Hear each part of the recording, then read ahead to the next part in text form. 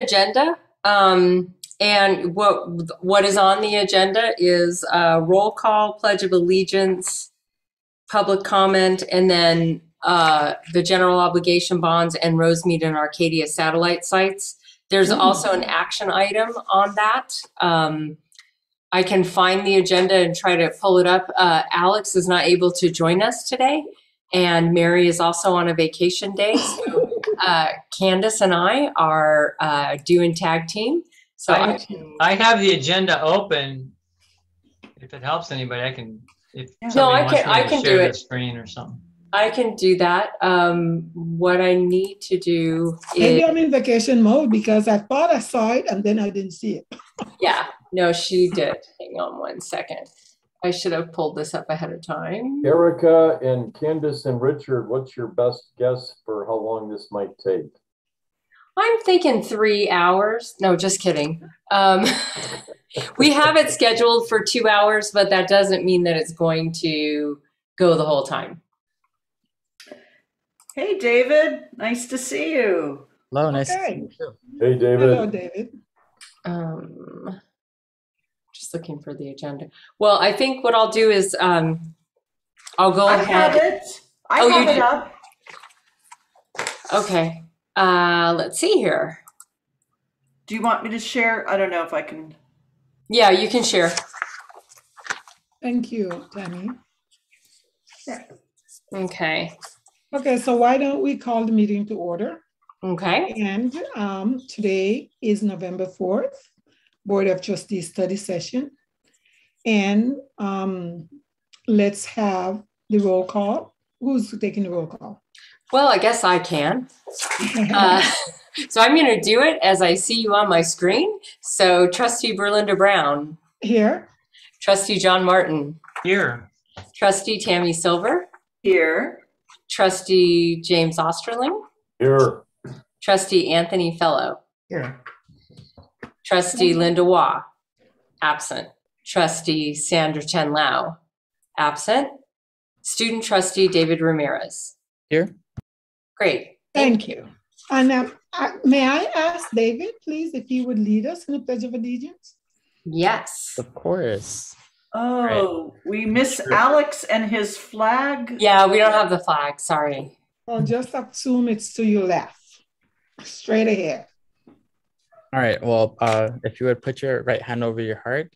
Ready? Begin. I pledge allegiance to the flag of the United States of America and to the republic for which it stands, one nation, under God, indivisible, with liberty and justice for all. Amen. Thank you. We actually had a flag. Oh, nice job, Richard. Nice job. Well done, Richard. Okay. All right. Let's move on to public comments. Do we have any on agenda? We do not. We have no public comment. Okay. Well, excellent. We could go right ahead into our study session. Okay. And we'll begin with our general obligation ban. And for that, I am going to, Tammy, you can stop sharing, and I will turn it over to Interim Vice President Candace Jones and her colleagues. Great. Good evening, all. We have lots of information to deliver this evening succinctly and also allow you some time to ask us some questions. And so we will get started. All right, so y'all know me. We also have Richard Lorette, who is our Executive Director of Facilities and Construction Services, who will take a portion of our conversation today, as well as I'd like to invite Rachel Cheng Quay, who is PCC's Municipal Advisor, and she's going to take a component of our conversation today. She is the Senior Vice President of Fieldman, Rolap and Associates, and she will help guide us through some conversations about the financing portions. And if I could just interrupt briefly, I believe Rachel is also a PCC alum. Am I correct? You are correct. Okay. Good memory. Good memory. All right, let's get started. So I'm going to walk through a little bit of the slides that we sort of flew past in our last time together. But I just want you all to know two things. We're always going to pause after a slide just to see if you have questions. We want this to be interactive. We want you to ask questions. So we'll do that, each of us, as we go through our portions this evening. All right, so section 1 is an overview of the process. And so, as many of you all know, and we're here, that we approved our 10-year facilities master plan on May 20th of 2022.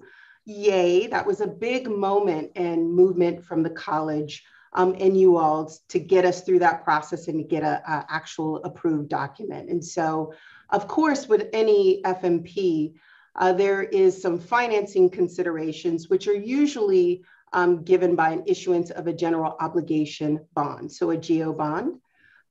We require, so voter approval is required for GO bonds, and the approval requirement for Prop 39 GO bonds is 55%. But here's the really great thing.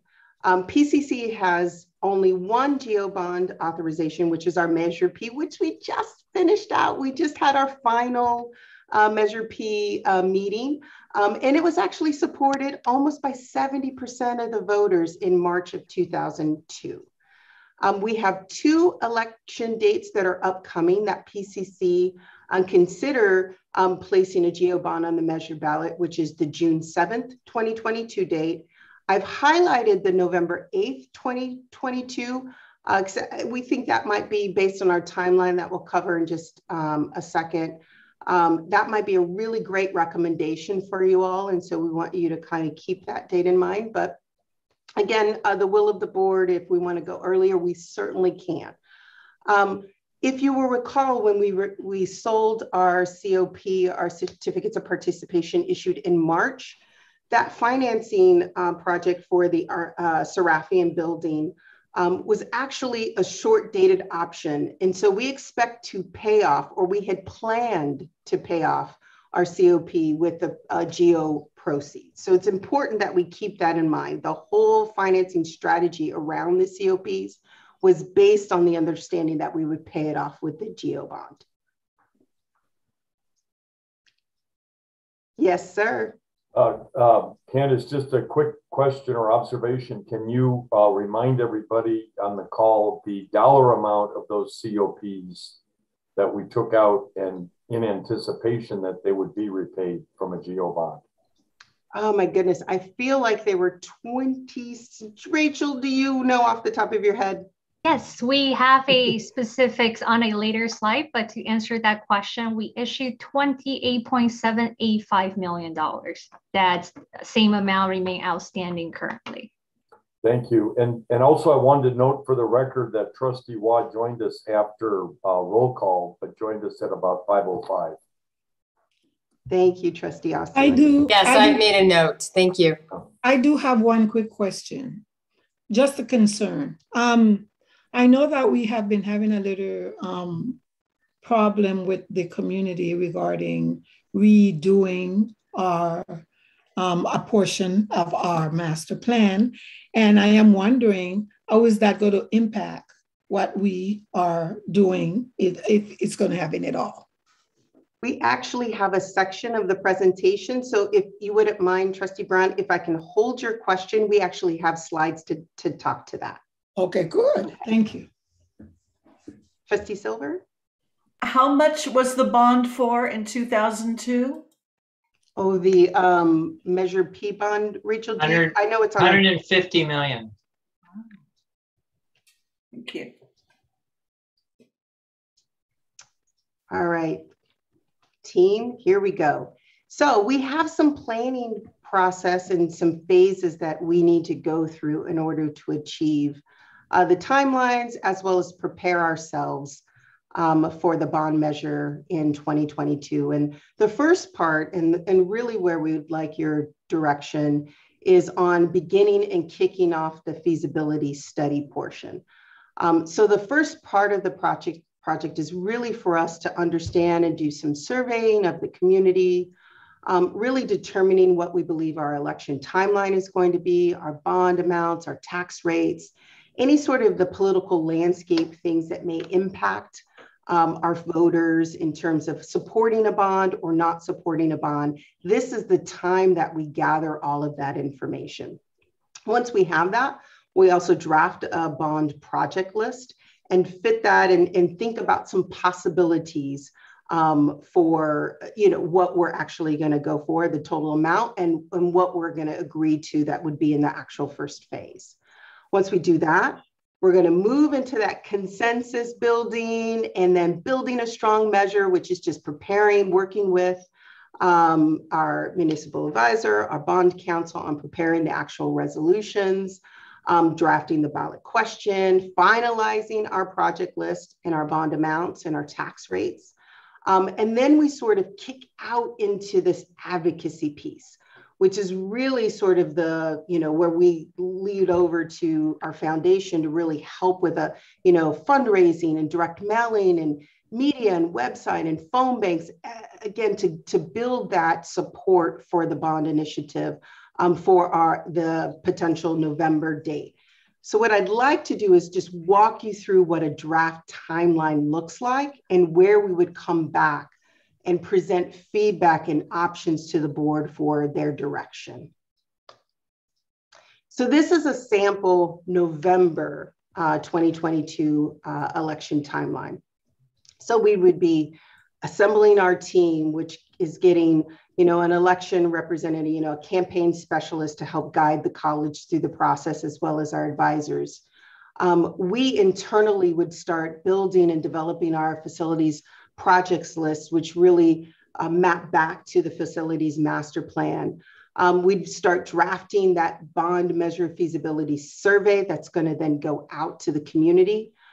We would expect to do that as we're sort of finishing out 2021 to do that sort of internal planning work, release and start our survey periods in January, end the surveys, and then be able to present some survey results, some recommendations internally, kind of like what do we think about the information, start drafting our bond resolution, our tax rate statements and ballot questions, and then bring to you all at our February 16th, 2022 board meeting, not only our process and the possibilities, we would give you a few ideas and options to consider, as well as what are the results of that feasibility study, of that polling of our community.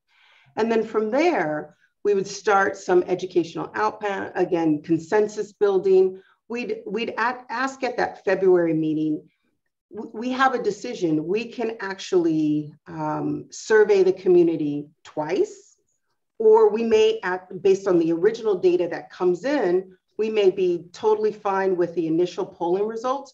We may want to go back out for additional sort of survey questions to the community. And we can do that between that February and May timeframe. So then we'd do another round if so needed.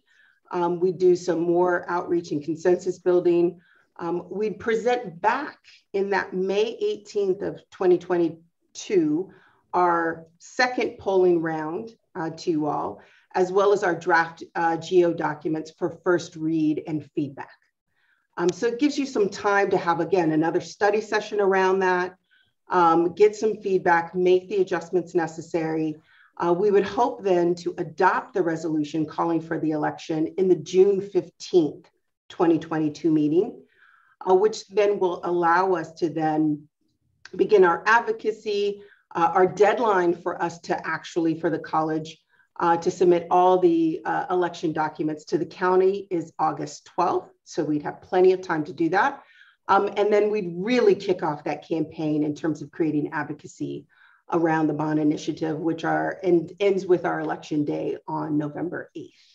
So that's just sort of the high level. We'll come back, our plan is with the support of the board, if we're kicking off, we're going to start assembling our bond team, really get into the nuts and bolts of what's possible, start our surveying, come back to the board in February, then again in May, and then with our June call for election and other legal documents.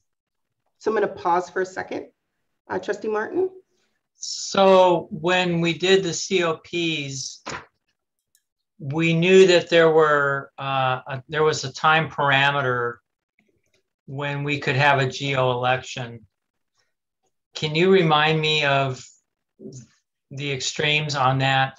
Sure. So our two options for the bonds for election would be either in the June election, or November. So those are our two choices. June. Both in 2022? Both in 2022. Okay. And so if we were to make a decision for the June election, we'd actually have to assemble all of the geo documents and adopt a resolution calling for the election actually in March. Yeah, okay. And a follow-up question or observation to John's point, if we were to go beyond this November 2022 election date, the COPs aren't due, but they start having payments associated with them. That's correct. Yeah. Okay. All right. So here's our section 2. Rachel's going to walk us through an overview of our outstanding debt and our initial bond analysis. Sorry to interrupt. Before we go to that, are you going to show us a schedule for the earlier date, the June date, or we're just going to skip that because that's just not feasible? I would say our recommendation is to go November. Yeah. If we want to do the polling, but the direction of the board, if you'd like us to go in June. No, I think we're all, everybody's on a consensus for November. I can't speak for the other trustees. I think that's always been the plan, but you presented both dates as possibilities. And I think the schedule would be incredibly intense to do it by June. And we would also be competing with our own trustee elections. Yeah. So I think we're all in consensus for November, but you might need direction from the board on that in terms of a vote. I don't know. I think if you all articulate a consensus, that's all that's needed. The official vote on it really comes later when you're voting to put the ballot on, put the initiative on the ballot and the language that's attached to that. So right now you can give us direction through consensus in the study session. I'm just one trustee, but that would be my direction. Madam President, do you want to just get an informal? To me, it seems pretty clear that trying to push for June would be just an overkill. I think we all agree. Yeah, and I think my other issue is that, there are 4 trustees that are up for election. And so that could be really messy for the district and for those 4 trustees. Yeah, let me do it a different way. Does anybody object to the November timeline? Okay, on we go. Okay, thank you. Yeah, thank you. Great. Thank you, Candace. I'll start with the section 2 here, just to provide the board with a quick recap on the district's existing debt profile, as well as the potential geo bond, what it could look like. Please feel free to stop me if you have any questions throughout the presentation. And on this first slide here for section 2, PCC is rated very highly by both S&P and Moody's. As the board knows, credit rating is an important component of any facilities financing program. Similar to a individual's credit scores, higher your credit rating generally means lower the interest rates are. And in the table on the bottom of the slide, you can see the range of ratings by both S&P and Moody's, ranging from AAA to BBB. And anything that's below a BBB is non-investment grade. And I'm happy to report to the board that we continue to maintain our very high rating. Our geo bonds are rated AA+ and AA1 by the rating agencies. And the 2021 COPs, unlike the geo bonds that are secured by all the property from the entire district's boundaries, this is secured just by the general fund, and the rating is customary to be 1 notch below. So that's at AA by S&P only. And again, very good ratings that support what the district has been able to demonstrate, not just to the students and the community, but also validated by the internationally recognized credit rating agencies. If there are no questions, I will move to update the board on the tax base growth. So PCC has a very large and growing tax base. The latest update from the LA County Auditor Controller's Office is that our AV just surpassed 100 billion for fiscal year 2021-22. So in the table on the left, we show a 25-year history. And just a couple observations here. It is amazing that you've never experienced any year of decline, not even during the last housing downturn. As the board contemplates a future GO bond measure, I think it's very important that we pay careful attention to this AV profile. I have more details later in the presentation. Nevertheless, to just discuss the mechanism of GO bonds. The voter approval essentially authorizes an increase in the local property taxes, subject to other parameters that the board will continue to refine and review. But the GO bonds are, you can simply view it as a loan similar to a home mortgage. In exchange for the facilities funding upfront, the district would commit a string of future revenues coming from property taxes to repay those loans. So knowing how the future property tax base growth could look like is very important.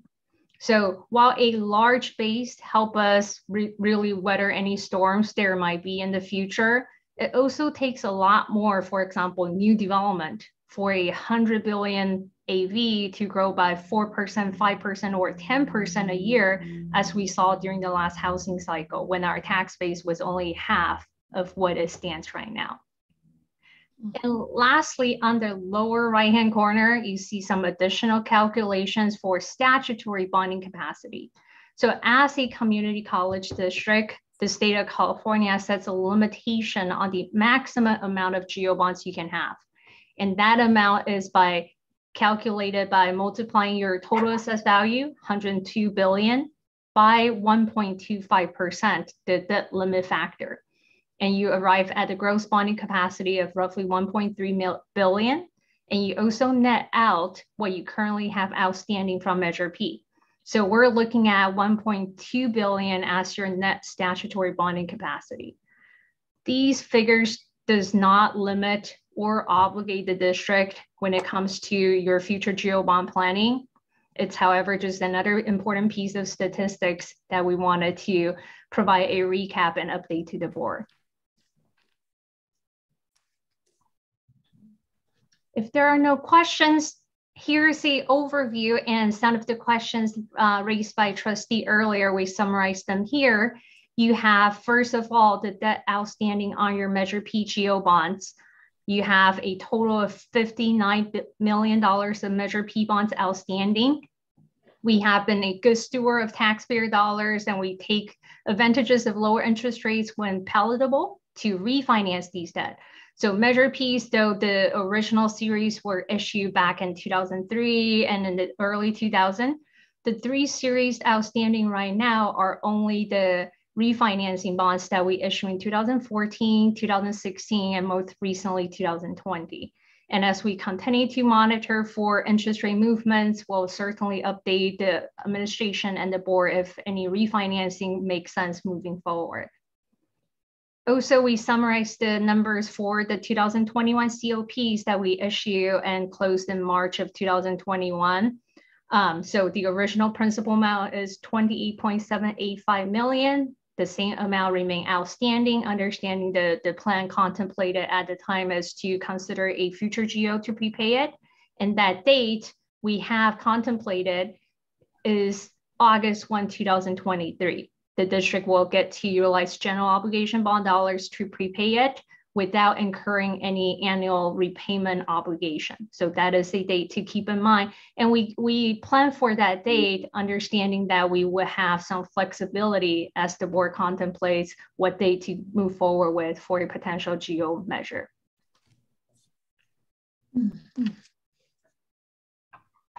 Great. Then I'll move on to, so on the next three slides, understanding the district's need and working with Ms. Jones and the administration, I prepared some GeoBond analyses with 3 separate tax rate scenarios.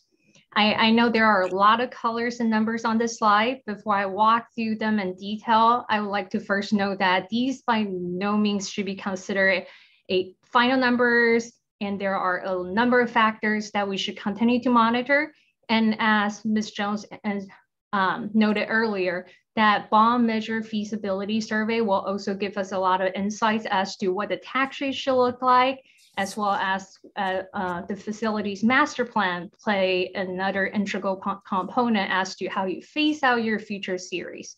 So I just wanted to provide that highlight before I get into the details. So with the potential November 2022 bond measure, we ran the first scenario based on a tax rate of $15 per 100,000 of assessed value. This is an annual tax rate limitation. So in addition to the statutory bonding capacity limit that we reviewed earlier, as well as the overall principal amount, authorization amount of a bond measure that the board will consider and set, there is also an annual tax rate limit imposed on the district as a part of the Proposition 39 requirement. Again, $15 per 100,000 as is shown for demonstration purposes. And then now, if I may, I'll walk through what is included on the slide here. So first of all, on the bar chart. Is 15, you just pick 15, or is 15 the limit? No, so $25 per 100,000 is the maximum. So that's the higher end of the limit. So thank you for highlighting that. So the 3 tax rate scenario that we picked for demonstration purposes are $15, $20, and $25.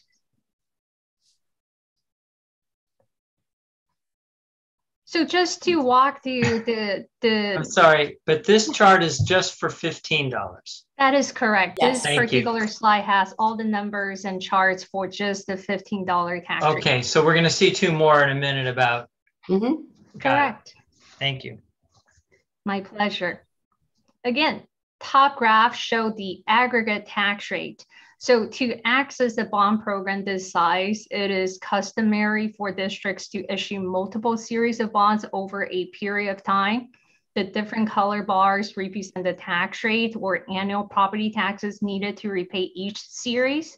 For example, Series A is those blue bars, and then the Series B are the black bars, and so on and so forth.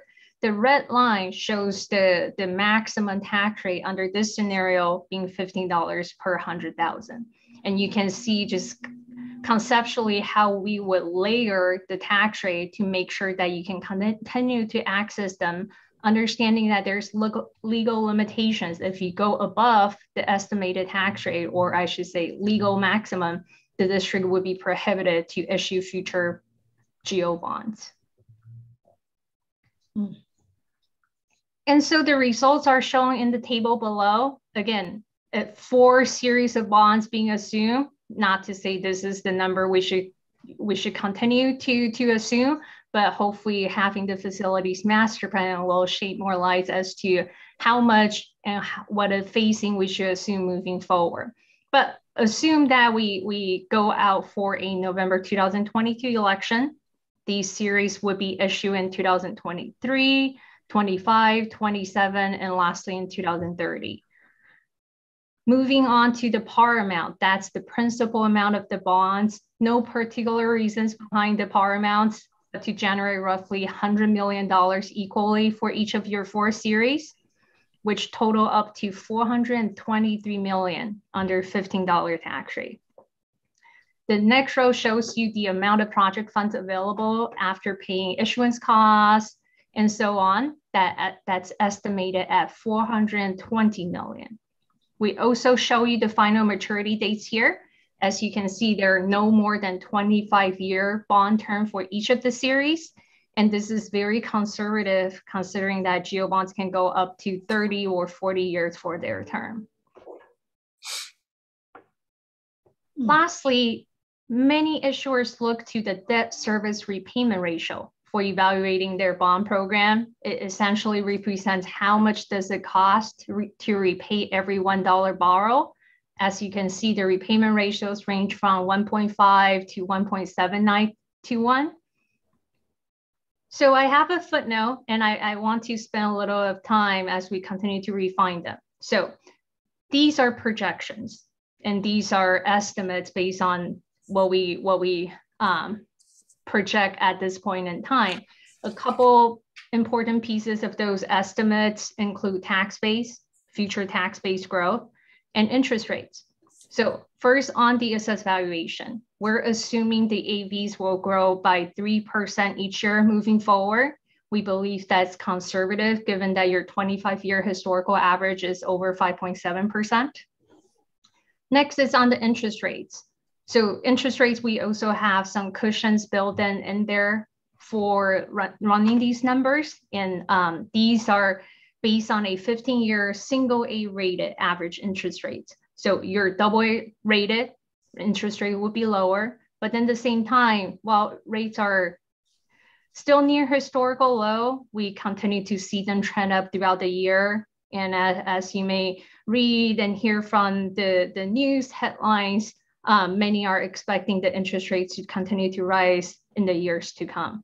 So we wanted to be conservative, but the layer of hopefully conservatism will help prevent, or I should say help us weather any interest rate volatility or assessed valuation growth uncertainties moving forward. And the district will continue to have opportunities to refresh these numbers. Shall the voters support the bond? And every time before you issue a series, we'll be able to recalibrate and revisit these assumptions. Any questions before I move on? Great. So the next slides, I won't spend as much time as I did with the first $15 tax rate scenario, but essentially you see the same graph, same table showing the numbers, but they're only for the $20 tax rate scenario. As you can imagine, having more property taxes each year, you get to bond against more revenues and giving you more principal amount. And as compared to the earlier slide where we were looking at $423 million for a bond amount, this one shows you increasing that by $5. You can potentially look at $565 million. And that would net you $561 million roughly for project funding. Mm-hmm. Then lastly, to wrap up my section here, the maximum tax rate under Prop 39 for a community college district is $25 per 100,000. And so for that higher end scenario, we're looking at $705 million for a bond amount for a $700 million roughly project funding. And I just want to note that Trustee Chen Lau has joined us. Mm-hmm.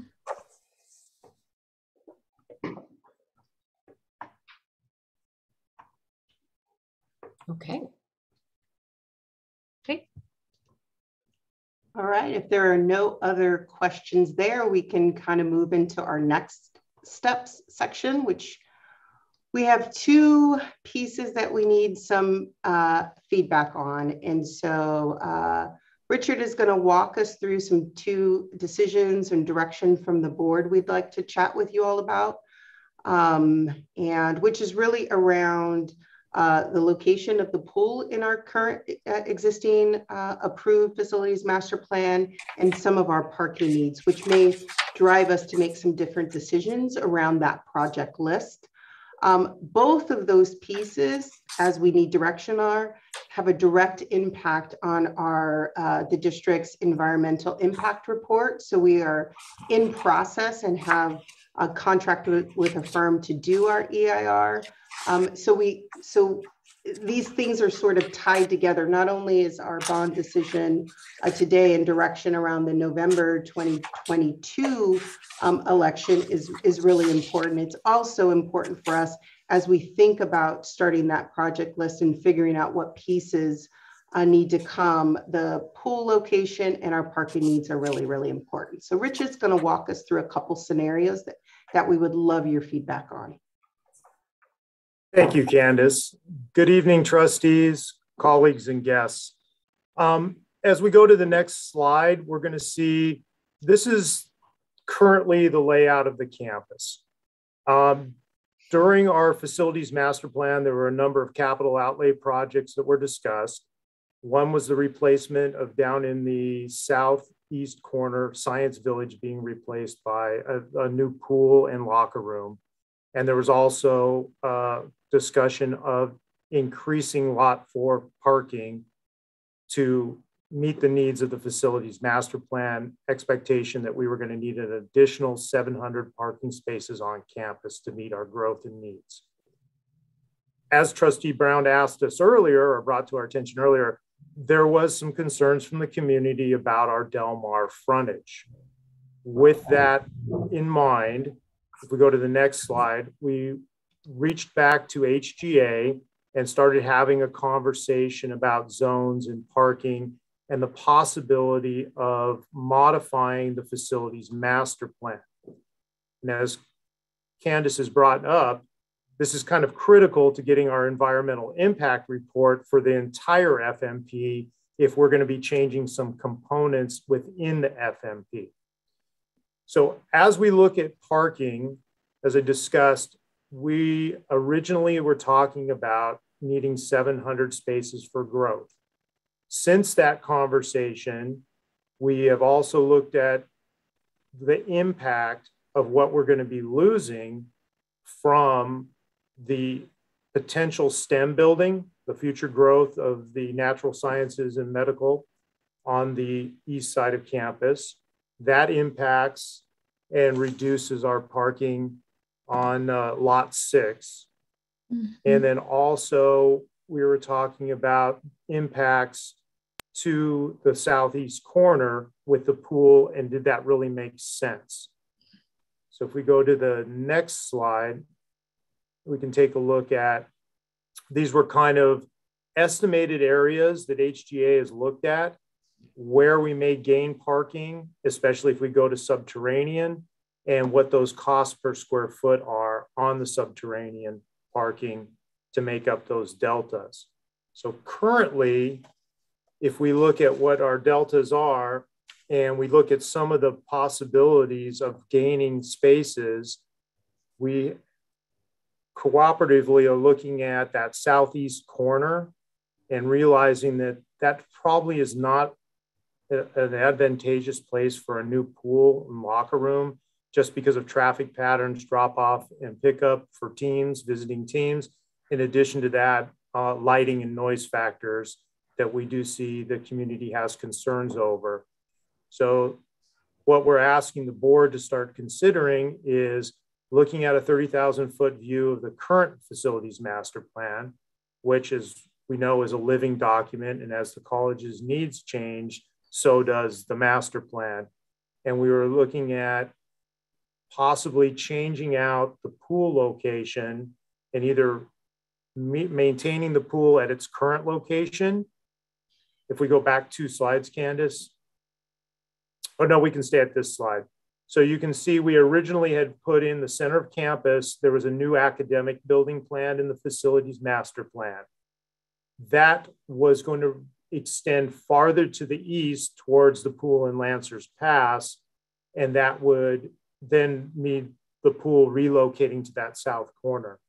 In currently what we've discussed internally, and we would like the input from the board, is possibly leaving the pool in its current location and rehabilitating it, bringing it up to current standards, and maybe changing the footprint of the academic building, which would then leave the growth space in the southeast corner to house possibly a new community center, some green space, some additional surface parking and subterranean parking. And the plus on that side of a consideration is that lot 5 was designed with the potential to have additional subterranean parking going to the south from lot 5. So structurally, we're already there in lot 5 to go ahead and continue subterranean to the south in that location. And we also felt that that was probably a better use of the property down in the south corner, that it would probably be more accepted to the community if they had a community center or open space in that corner to soften it. But even if the board decides to move in that position, we're only going to be picking up between the west zone, which is back over where the ITB building is, and the tennis courts. We talked about turning that into subterranean and surface parking. That and the community center with subterranean and surface parking gives us about a net growth of 491 spaces. And we would still be short a delta of about 500 spaces because we were looking at lots 10 and 11 in addition to the impact on lot 6 from the new STEM building. So the next question would be is if we approve, if the board approves of an amendment to the facilities master plan to kind of soften the edges, this would allow us to maybe look at subterranean under a new academic building, maybe soften the edge at the southwest zone. I know that the community also expressed concerns in our FMP regarding the lot 4 extension. And the lot 4 extension would give us approximately about 225 spaces. So we'd still be short of what we're looking at. Some of the spaces may be picked up as we go into bond and we look at expanding the campus. You know, we may not need the full realization of those spaces in the master plan as we expand programs off the Colorado campus.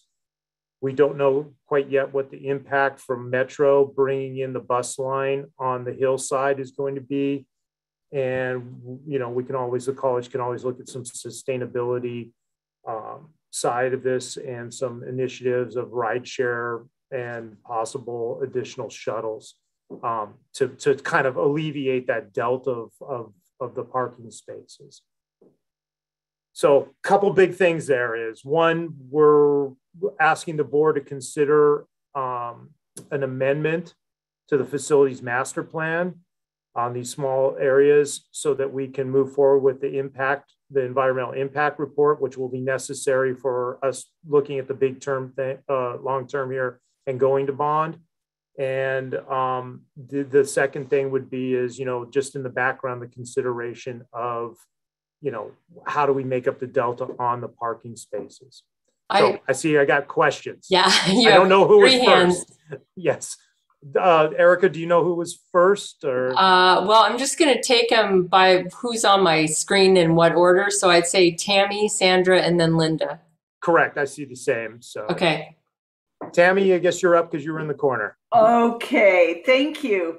How many, I know those are Caltech lots, the 2 Green Street. How many spaces are in the 2 of them combined? Combined, I have 250, excuse me, oh, that was 251 between the 2. Yeah. 251. Yeah. And my thinking is we're not necessarily in a period of growth. We don't know what enrollment is like for community colleges as a whole. So we definitely, I guess, need to recoup those spaces, but maybe we don't need so many parking places. I don't know what it's like. I have not been on campus trying to find a parking place, so I don't know what it's like right now. So let me try. David can tell you. I think Trustee Ramirez wants to respond to that. Yes, I would say for some context, my first car accident was at PCC for the reason that there was not enough space. So we do need some more parking spaces. I'm in favor of either option that increases our parking spaces on the campus. Okay. Let me try to. Other thing to quickly note is the plan around the west zone, this west lot, is a little bit, the number of spaces that would be calculated here in this footprint would get us these 251 spaces that we're losing. So that would be, this would be a direct idea to help with our loss of Green Street 10 and 11. The west lot would help recoup those spaces. And that's taking the place of the tennis courts? That is correct. And do we have tennis courts then anywhere else in the plan? We do. We don't need them. We don't have a tennis team, and all we have are tennis PE classes, and we don't have enough to justify leaving those as tennis courts. Okay. Trustee Silver, thank you, Candace. Yeah, basically, the west lot was identified in the original FMP, but it was not fleshed out as far as if we were going subterranean or surface parking.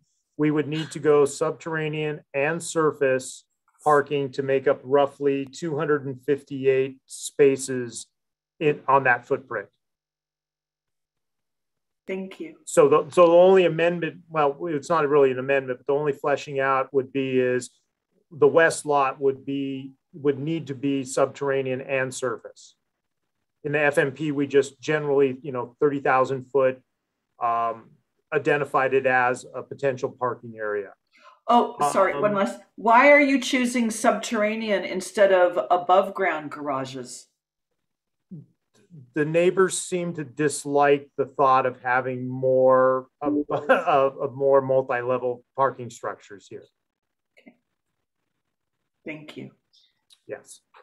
I'm going to. So yeah, it switched, but I was going to say, Trustee Waugh, can we answer a question for you? I think I was next. Yeah, Trustee Chen Lau. Trustee Chen Lau, can I answer a question for you? Yes. So in the original facilities master plan, you have lot 3 that was designated as parking. And so is a proposal to eliminate lot 3 and no? No. So lot 3 is surface parking. Okay. In the original facilities master plan, there, as you see in the corner on the left-hand side, on my left-hand side of the screen, says potential lot 4 extension.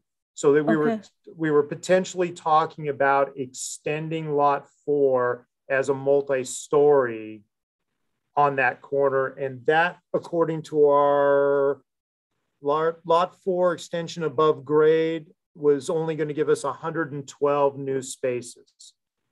So my question too is that, is this going to be additional costs? I know that we have really taken into account the feedback that we have received from our neighbors. At the same time, if we accommodate what the neighbors are asking for, is there an additional cost to PCC to accommodate those requests? Of course. Well, I'm going to try to answer that question. The additional cost to PCC is the rework of the master plan, right? So we're going to need to re-engage our consultant to do these minor modifications. It's not going to be anywhere near what our original cost was for doing the master plan. And then any of the realization of this really is being paid by the community through the bond program. So we're in a process of partnering with the community. If we were to soften the edges of the Del Mar campus, that cost is absorbed in the bond. The actual construction cost, if we have to go subterranean parking versus surface parking, or if we're going multi-level. The other consideration, Trustee Chen Lau, would be that the whole intentional approach during our facilities master planning process, we were very careful of saying how much it's going to cost. We were really strategic in saying we need to design a plan of what is needed and then focus on the way in which we finance it and phase that project and adjust it as it's needed. So even before, if you're thinking about it, you know, when we actually, you know, approve the plan, we are even still right now adjusting it based on new bits of information, like our loss of 10 and 11, or some adjustments in that, making sure that we are going to have community support around it. So some entertaining additional ideas. But we were very thoughtful about, when Dr. Bush was here, really thoughtful about, let's express our need and then develop a financing plan that meets that, as opposed to determining a number and then trying to fit our needs into that bucket. Right, understood. Thank you. You know, I think it's Trustee Waugh. Yeah, so you know, I've always been concerned about adding more parking on a landlocked area where classroom space is really the premium. So I was wondering, you know, at what point will we really know whether or not we actually need these spaces? Because now we have Metro that is granting a universal parking pass. We should, you know, we have more options and access for our students to go in virtual classes. And then to go to underground parking, while it may not be, you know, underground subterranean parking is almost 3 to 5 times the cost of above ground parking. So I'm just wondering when will we get those actual stats so we know what that impact is. And on the pool, I don't have a problem leaving it where it is, and I'll tell you why I had concerns about it before. But go ahead on the parking. So if I could answer these questions, I'm going to borrow some words from our past VP, Mike Bush. He used to say in Mike's world, I was going to say in Rich's world, what we would be looking at is some of these decisions on parking do not need to be made today. Those, as we said, it's a living document. And if we are looking at subterranean parking and the need for it with growth, I do like the space at the academic building, and we have an entrance on Hill. These are things that can be designed into classroom areas or underneath the community center. I think that the big challenge would be is if we move forward and these projects are midway in the facilities master plan. I think lot 4 extension was kind of up front, but I do believe we would need to be comfortable with the decision today or in the near future to do the west zone parking, because that's going to be your direct replacement to just get it set a net zero. I'd still be a little bit with the parking that we're losing. And if I can pop in here, this is, I think, Linda, the second part of this, because I think Richard is right on track with that. But the second part of it is the EIR. So we have to basically think about, do we want to not have that lot 4 extension, partially because we know that it is not popular with the neighbors, and you know, we don't really want to be in a battle. So if we make that decision that we're not going to do that, then it gives the consultants who are doing the EIR the opportunity to look at what are the needs. Because right now, you're right, there are all these factors that they're going to look at.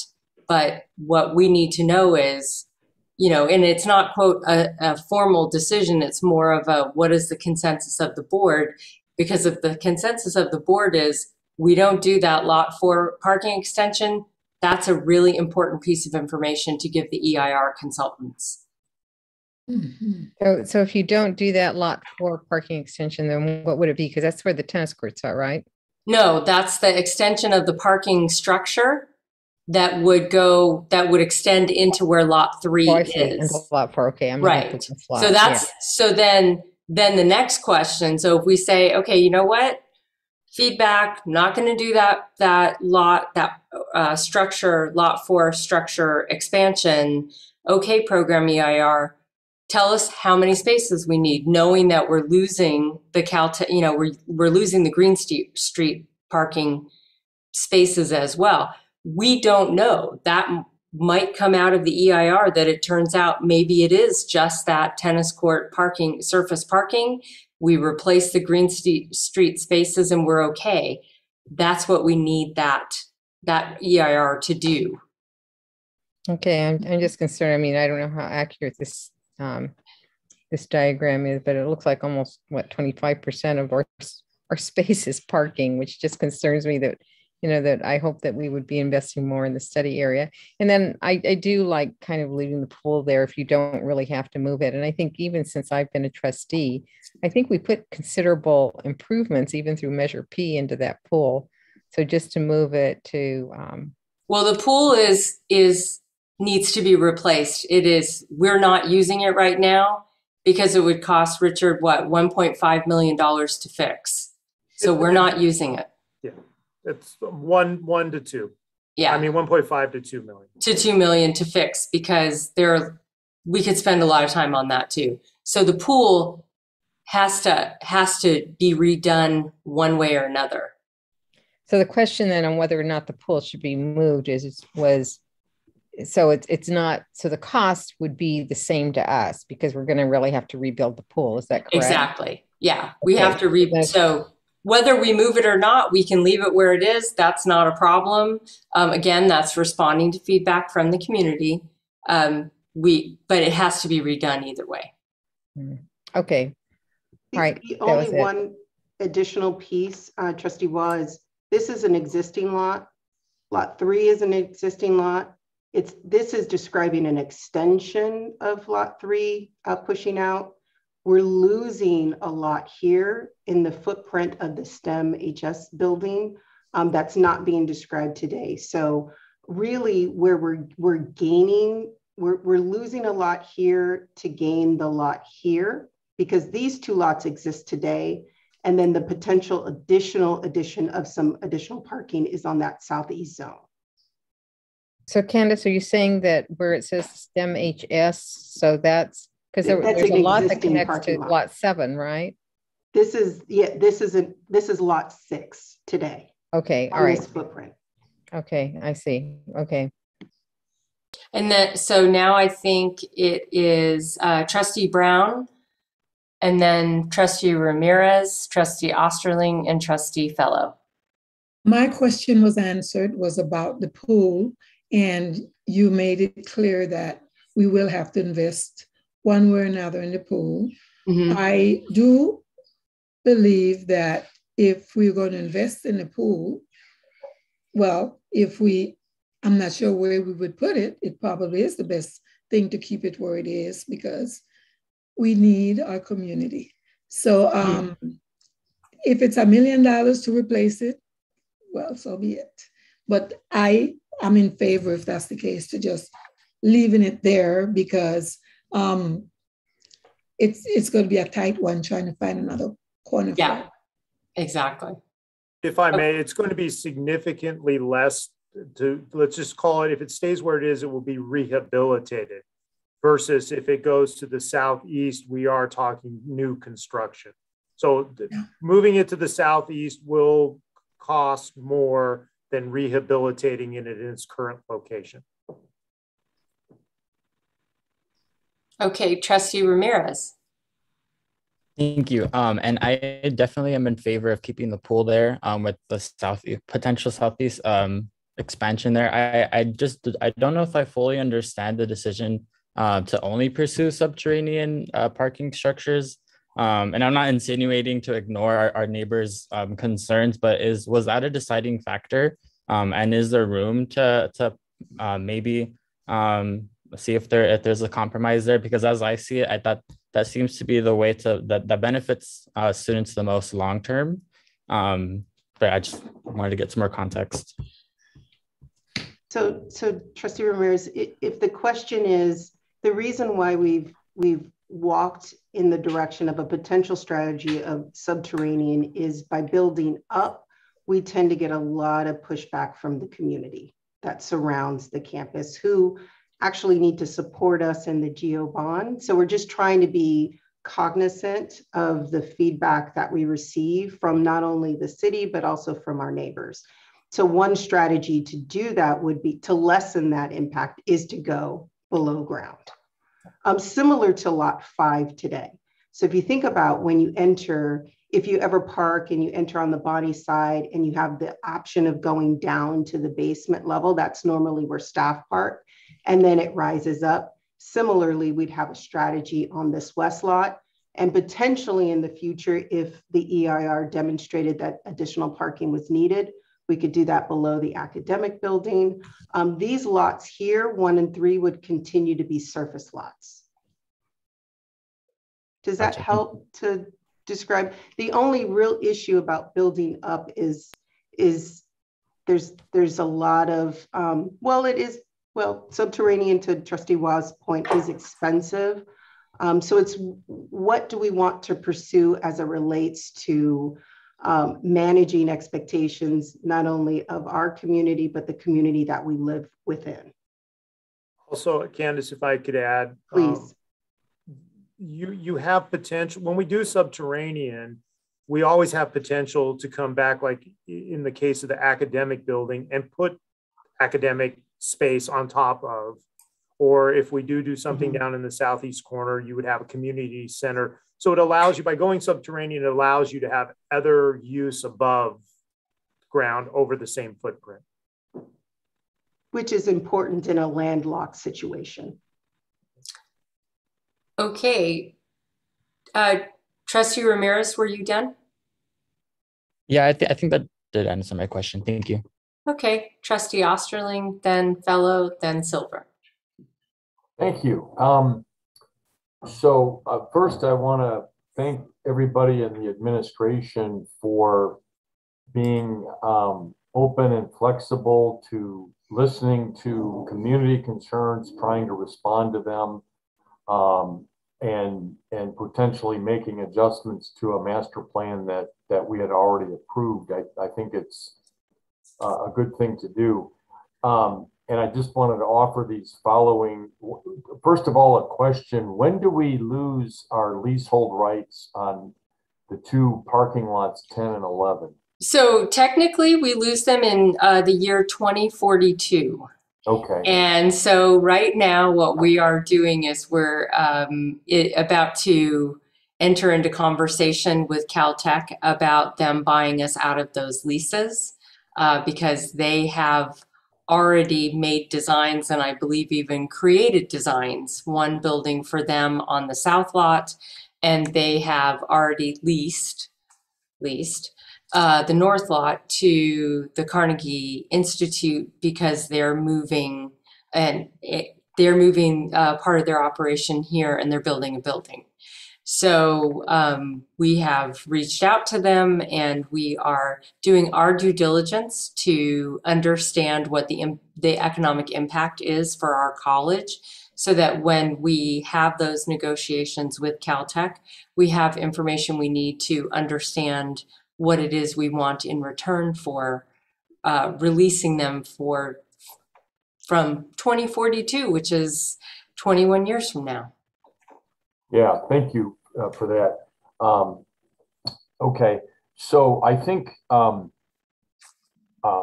think we should do the best that we can to either not give up our leasehold rights on 10 and 11, or only give them up to the extent that whatever they build, they build replacement parking for us. That we would have the same rights for the same time period, and that buys us a lot of time out into the future to either leave those the way they are or to get similar leasehold rights from whatever they build. And then the second observation that I'd like to make, again, I really appreciate the effort to try to be responsive to the community. So when we look at the community that surrounds our campus here, we have residential areas to the south and to the east, and that's where there's the most, concern about what our edge condition looks like. And my point is there's, great concern or attention by the community to what we'd put on our southwest corner on what's now lot 3, and to our southeast corner where we were contemplating that pool. There's less concern about the parts of our campus that are across from more commercial areas. So that west zone, when you get to the west lot and lot 1 and so forth, there's less concern about the community because it's not directly across from those residential areas. The observation that I would make is that subterranean parking is very, very expensive.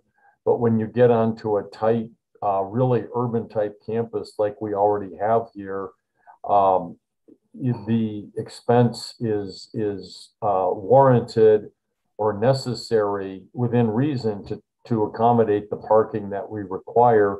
And then, as already mentioned, it affords the opportunity to put buildings or other improvements above that subterranean parking. So I like the idea of, on the southeast zone, possibly subterranean parking with some kind of a building on top of that would be more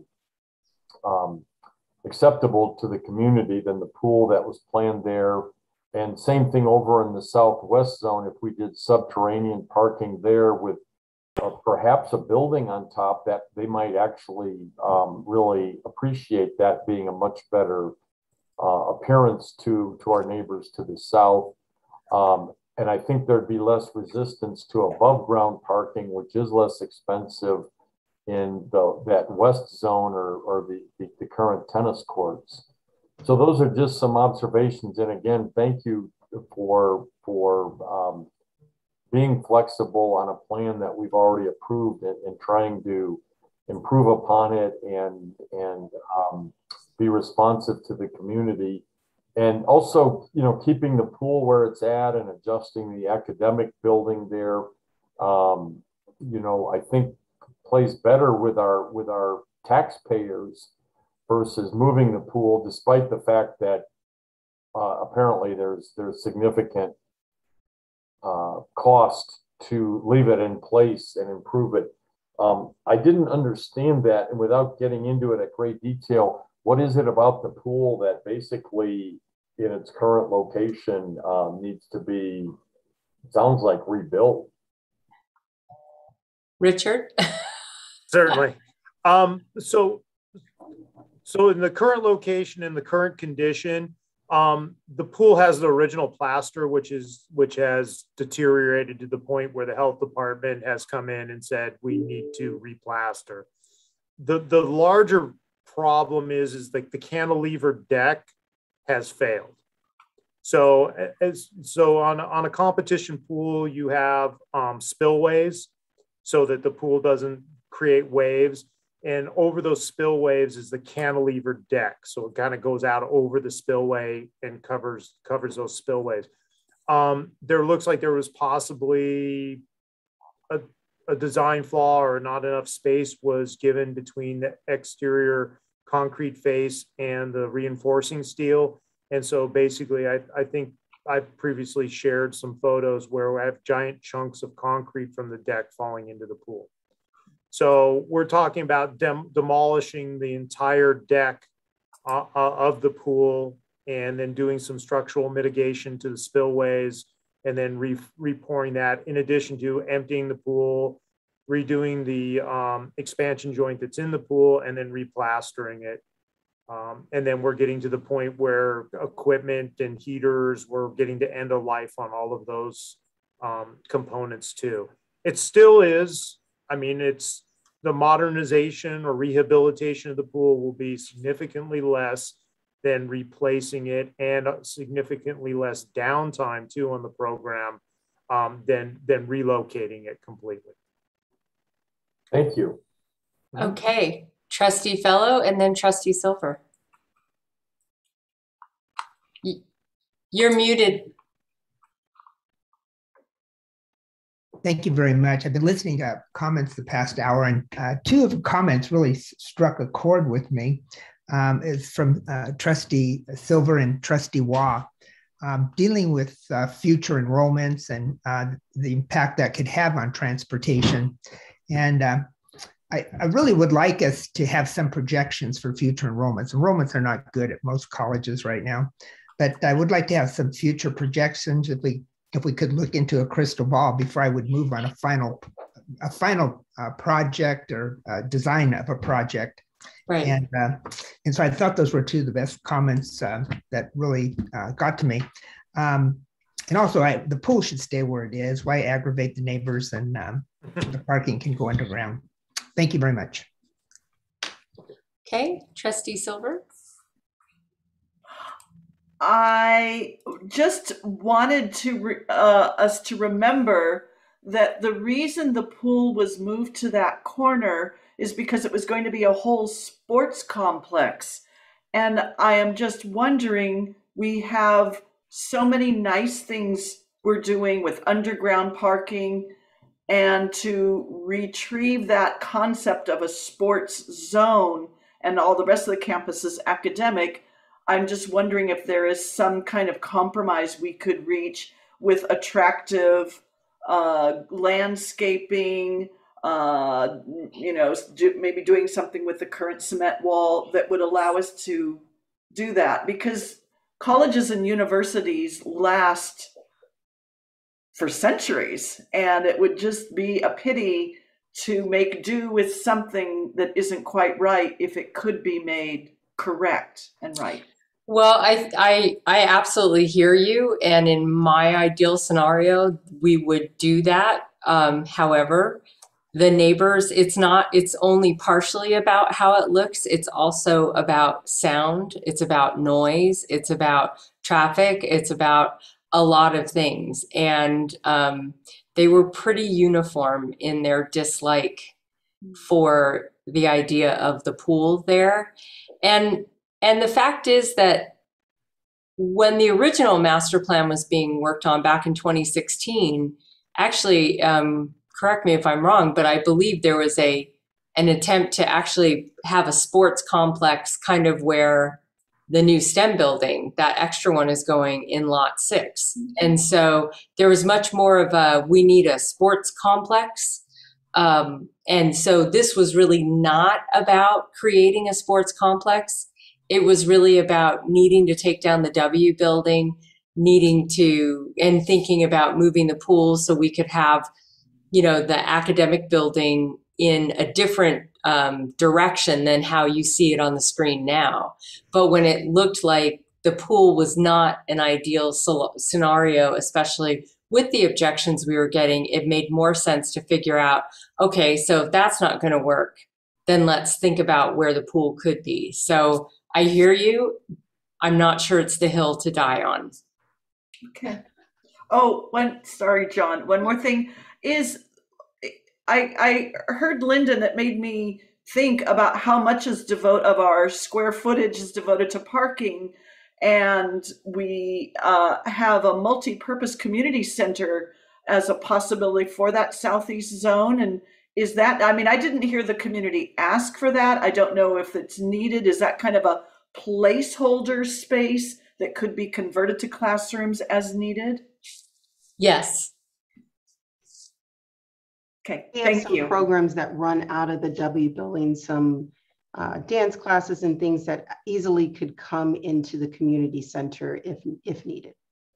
Thank you. So what is it you guys want from us today? Oh, Well, John has a question. Trustee That's all Martin right. has Go ahead and answer questions that first. question. That's a good question. Answer that question. Okay, so the question is, I guess what we're looking for is, is any sort of consensus on whether or not you think we're headed in the right direction? Because we need to give guidance to the EIR folks so they can start that process. But several things have changed since you all approved the FMP in May of 2020, namely not moving the pool and looking at how not to do that parking structure or lot extension of 4. And then also losing the Green Street lots. So it's really, is this a direction that you all are comfortable with? And then obviously the facilities committee would get more engaged with this. But since we were talking about this is a logical extension of talking about the bond, because the bond is what's going to fund this, but it also involves our work with the community. So that's what we're looking for, because when we engage the EIR folks, and Candace and Richard, and please correct me if I'm wrong, mentioned the fact that we had these things that we were potentially going to need to change, they said, I think you all need to figure out if those things are you really think they're going to change, because we don't want to do 2 EIRs. We don't want to charge you to do 2 separate ones. So I guess that's what we're looking for, is a general idea. Is this a path that you're comfortable with? Thank you. If I may, Erica. Yes. Yeah, so to put a bow on it is, I need to know if we need to engage HGA to modify the master plan so that we can bring it to the board for a vote for the modification. And then once we have your approval on the modification, Hey, Zen, Clementine, please. Then we would be able to engage the EIR, and then we would have that all wrapped up in time to be, so that we can enlist the projects in the bond initiative. Okay. Trustee Martin, did you have other questions? Yeah, I did want to still say something. I just certainly could yield for all of that. So I've found the conversation just, I don't want to say confusing, but there's a really big decision going on here, looking at one piece of paper and hearing numbers orally. And I'm having a difficult time, tracking lost parking places, new parking places. I know in the original master plan, the pieces were presented and the way they connected just made a lot of sense. So I'm just thinking, I'm trying to catch up, is I guess what I'm saying. It obviously makes a lot of sense to not have to redo the pool if we can save some money and do it where it is. And I also completely share Jim's comments that Lot 1 and West Lot, in their location with more commercial neighborhood siding, certainly could be potentials for structures or things to help us in parking without the same neighbor sensitivities that we face Clementine in the and Chase, south. you guys are done. Sandra, you're not muted. Sorry. So I don't mind revisiting the master plan, but it seems like there ought to, when they do, we ought to kind of see a second scenario that has the same breadth and depth, or at least close to the same breadth and depth that we had in the last one, where all the pieces fit. That academic building, is that really the same size as the one that was in the master plan? I remember the one in the master plan was pretty significant. So I'm not opposed to revisiting, certainly keeping the common sense of leaving the pool where it is. I'm not opposed to parking structures, especially more to the north and to the west. But I don't know that just hearing this presentation, I have enough of a grasp to make a total decision, is kind of my issue. And then I have one final point that's going to link in our next agenda item. I think Tony's absolutely correct. Well, I'm going to put Tony and Tammy together here. What we are going to do is going to impact not 10 years, but 20 to 30 to 40 to 50 years of students to come. And so, enrollments do go up and down over periods of time as demographics go up and down. It's the waves you see almost ever since the original post-war baby boom. So we do need to plan long-term on that component. But my other thought is, in some kind of enrollment projections, that I'm, as you know, a solid believer in the satellite concept. And I think the satellite concept interacts with what some of our traffic needs might be. I think as we can establish satellites and have drop-offs and pickups, and as we have, and I think we not only alleviate traffic, but we move the presentation of classes closer. And when you overlay the technology of some online classes, I totally agree that there may not be the parking needs in the future that we're looking at today. And by the way, there are very large technological companies who are working on portable transportation where cars without drivers pick you up and drop you off and are available to pick you up again and are operated such that it's cheaper to do that than owning a car. So I can see our parking needs diminishing going forward in many ways, depending on our satellite strategies.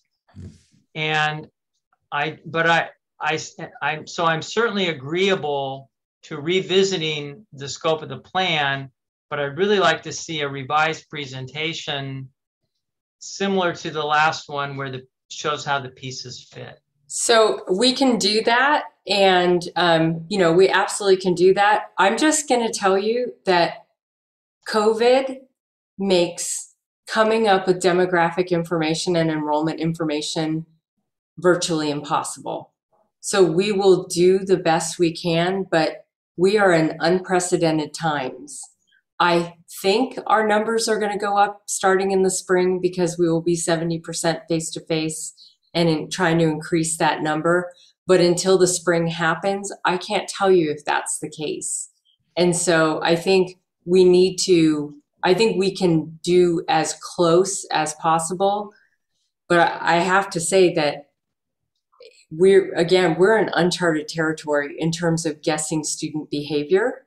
But absolutely, we can try to come up with that information and try to map it out the way that we had it before. Absolutely, and HGA is the firm that helped us. Can I offer just one point before we get the questions? Yeah. If we adjusted the way our ask of you, what I heard, the feedback that I believe that I heard from most, if not all of the trustees, is it makes a lot of sense to keep the pool where it is.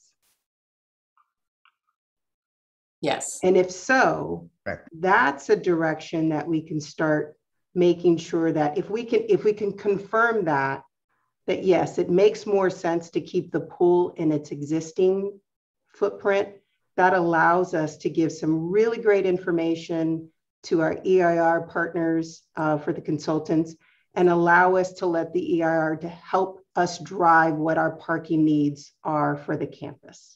And I just want to say the reason that we need to be strategic about it, so I appreciate Candace's approach, is that if you all really are thinking about November 8th of 2022, time is of the essence. And so we need to, sort of get a head start and get HGA working on this, get EIR folks working on it, because we want to have as much information as possible so that you all can make the decision about how much you want to put on for a bond and what you would include in that. So we definitely want to get all of the information you want in order to do that.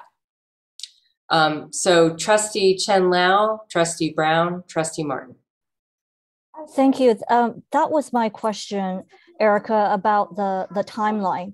How long is the EIR report going to take? Because I'm sure there's going to be different revisions of it as well. And if we work backwards from November 8th, what is our timeline? What are some of the drop dead deadlines that we need to make? Candace, could you go back to that slide that shows the timing? We did talk about this at the very beginning, Trustee Chen Lao. So if you look there are two, this is sample timeline for November 22nd bond election. And really what we're shooting for is February 16th and then May 18th and then June 16th. Technically, the deadline to get a measure on the ballot is, as you see there, August 12th. But you don't really want to wait till the very last second like that, you know, all kinds of things. So that's the timeline. Does that make sense, Trustee Chen Lao? Yes, it does. Thank you. Okay. And you'll have a copy of this. So you'll have a copy of this. So you'll have that. Okay, thank you. Trustee Brown, Trustee Martin, then Trustee Silver. Yeah, so yeah, I definitely think we should give it a lot of thought about the parking situation. I've always said that the parking is not really that critical considering all the different ways that we have the free transportation. Now we have satellites. And so I think we can kind of look at it and do what we need to do, but I'm not sure it is really, really that big of a deal. Northwest, I think, Jim, I've been looking at it myself. I said the Colorado area is a good place to increase parking. But, you know, we need to focus on the pool and just move on. Okay. Trustee Martin? You're muted. Yep, I might unmute myself. You know, I think I'm going to withdraw my question and ask to speak sometime towards the end of this topic, between this topic and the next topic, because they connect those two topics together, similar to what I just expressed, that I think some of our philosophy on the satellites and in the bond will have an impact on this. So I'm comfortable with the pool. I wanted to make sure that academic building, because I just don't remember the prior presentation, was accommodating what we do need on campus, that I know that last one. So the big change is that the academic building is an L versus a longer building. So it changed square shape. Footage is the same. Yes, the square footage is the same. It's just it changed shape to accommodate the pool. Okay, that's fine. Then I feel much better. I just couldn't. Yeah, I know it's a little confusing. Picture. Yeah.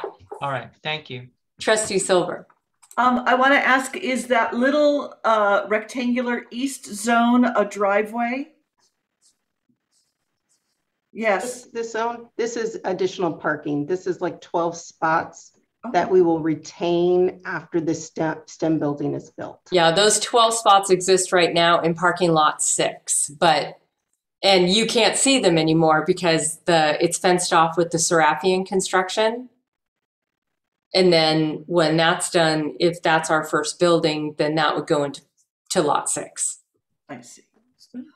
All right. So I just want to say this one more time so my brain gets it. So I guess, Erica, you feel in discussion with deans, et cetera, that this gives us enough classroom, lab, and performance space for another 30 years, maybe? Trustee Silver, there are never enough classrooms or space. There's never enough of anything. So I think what it is looking at what's called load capacity and looking at what we're allowed to have as a college and what the chancellor's office thinks we should have. In terms of what? It's about space. It's about lecture space, lab space, and what we are allowed to have is called cap load ratio. And it's a calculation that's done by the chancellor's office. Richard, do you want to explain it? Because it's your bailiwick more than mine.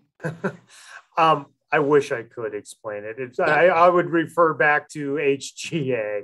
So yeah, all spaces have a top code, and there's certain ratios of office space to lecture to classroom spaces that we maintain on through Fusion through the chancellor's office. And just so you know, every campus is allotted, there are calculations done in this fusion system by the chancellor's office that says, they can say, oh, you have too much lab space, or they have too much lecture space. Like for a long time, colleges had too much lab space, and it was because there were a lot of computer labs where there were desktops and big clunky monitors on all the desks. And so even if lectures were happening in there, the chancellor's office said, no, that's a lab. You're using that as a lab.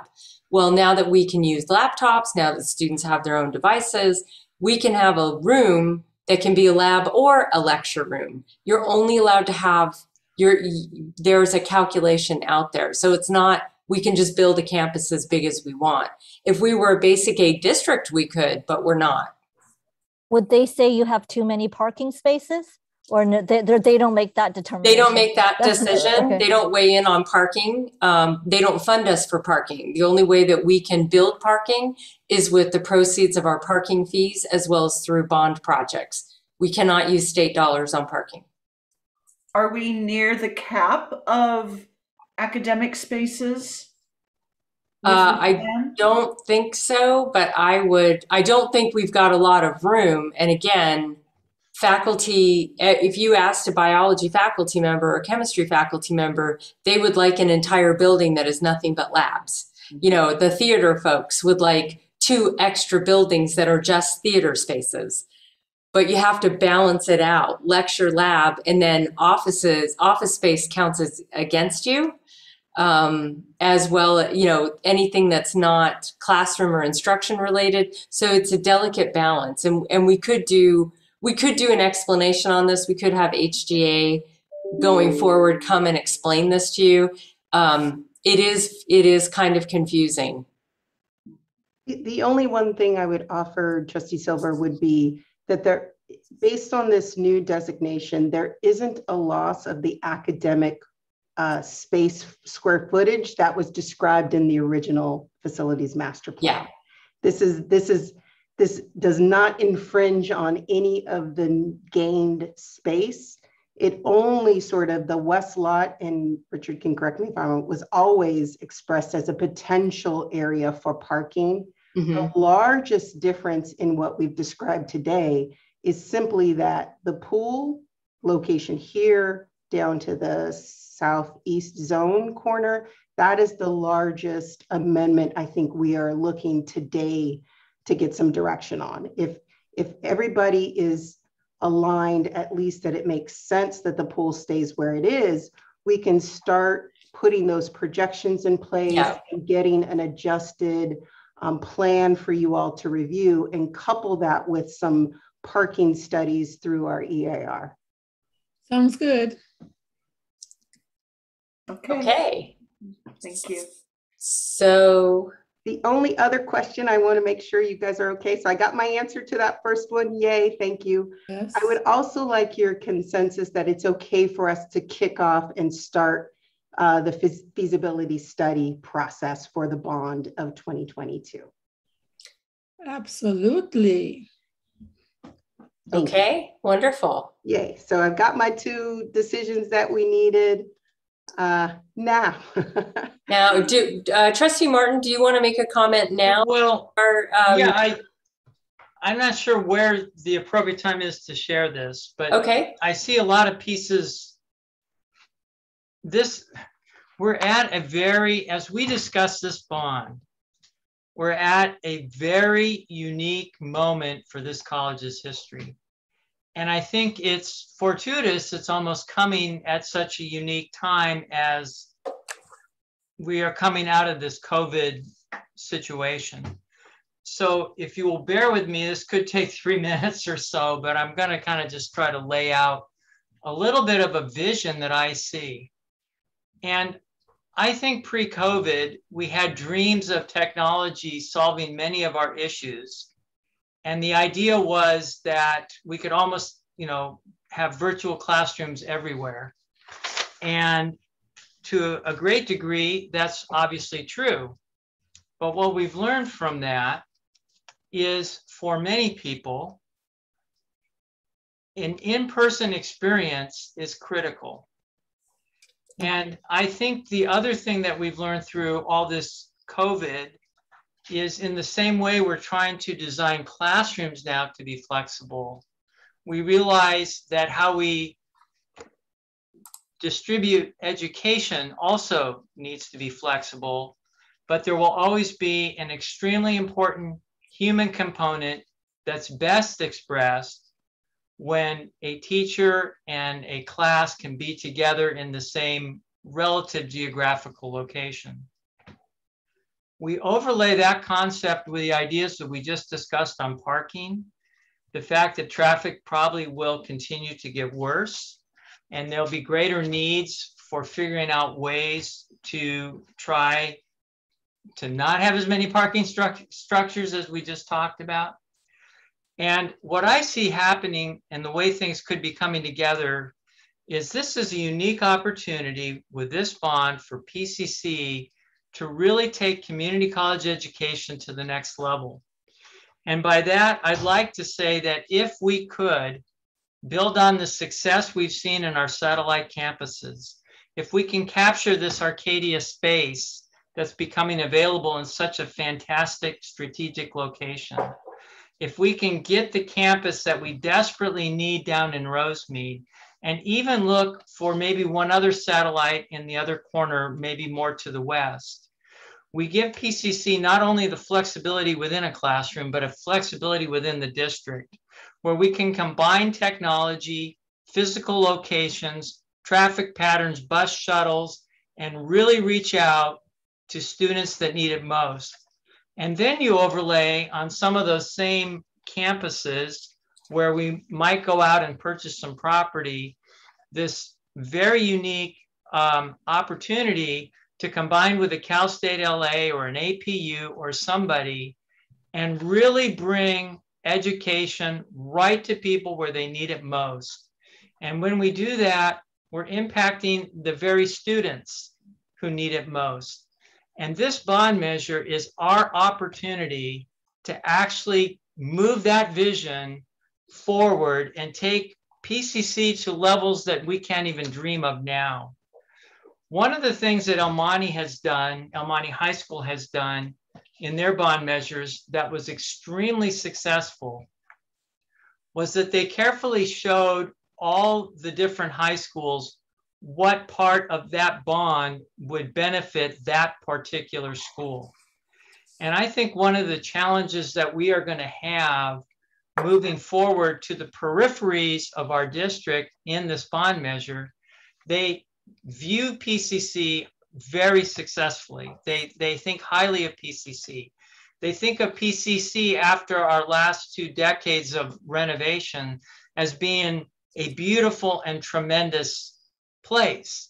And it can quickly click in their minds, why does that beautiful place need so much more money to be, and for us, and it's so far away?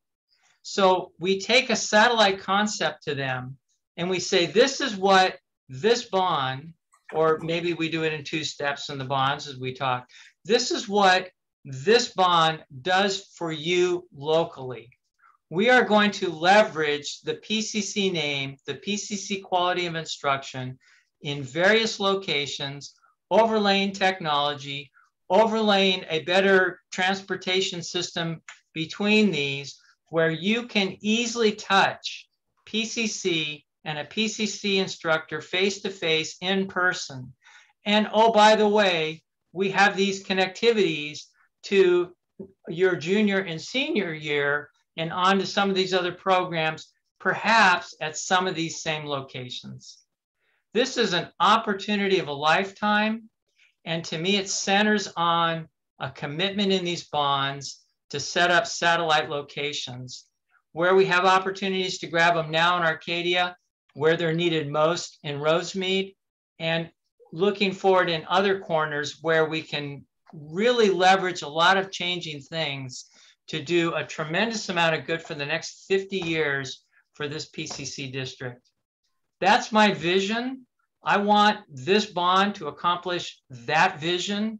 I think it's critical. The satellites are a big part of it. And I think the satellites will just overlay beautifully into what we're trying to do on our Colorado campus. Thanks for listening. That's been on me for a long time, and I just got it out. May I say something? You are the board chair. Yes, you can say whatever you want. I love the vision, but it's a vision. And I think all 7 of us will have to partake and, embrace that vision. I know that, so it's something that sounds very good, but it's for further discussion. And I don't know that we can, John, I don't know that I can agree with you that we got to tailor the bond to be that way before the board decide that that is really the way they want to go. So, that I like community. I love satellites and what have you, but I think it is something that the entire board will have to buy into. Thanks. So where do we go after this? Okay, Candace, take it away. I'm not going to walk you through every one of these slides that we also saw previously, but I just wanted to make mention of a couple of things. And just as a reminder, as you all are starting those conversations about what the vision for the satellite campuses are, right? We have 3 options. We can purchase land and build, we can purchase a property, and we can look into the other areas, which we had a really great, robust conversation about pursuing a potential possibility in Arcadia.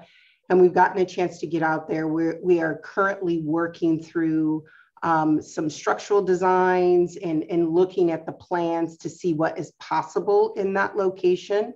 What I agreed to, so I just want to remind and keep me on the hook. So we talked about our original sort of footprint and what's desired in terms of our satellite, or at least a satellite campus, what would be desired as a replacement specifically for our Rosemead situation. Purchasing land, we talk about how we could potentially do that and what our total, as well as some financing plans. Either we could go COP and include that and have our bond pay that out, very similar to the COPs that we did this year in March. We can purchase a commercial property and do something similar, renovate, do some construction on it, and finance that via our COP, and then repay with our bond of 2022. And then the last was our real conversation about that interesting property in Arcadia that came on the market. I promise I'll send you these, Trustee Martin. I saw you taking your pictures, but I promise to send them to. Yeah, we'll send you this whole PowerPoint, not to worry.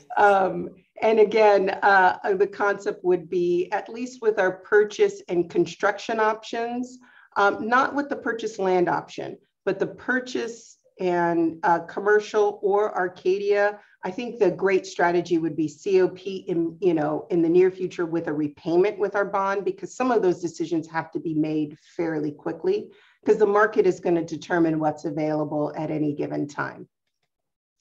I think what we really wanted this conversation to be today is just a discussion around how critical it is to make these decisions as we're thinking about that bond list. I think it's really, really important.